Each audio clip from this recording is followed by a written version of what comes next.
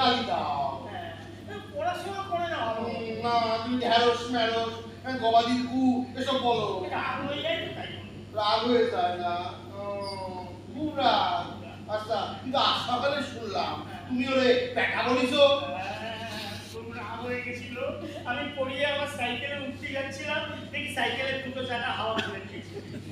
এমন রাগ হয়ে গেছে, কানের গোড়ায় এক বাড়ি মেরে বলেছি তুই একটা আস্ত পাটা বলিছো একটু চেহারা এত রাগ রাখো কোথায় বলো তো? বাড়ি যেতে পারবো না বলে রেগে গেছিলাম।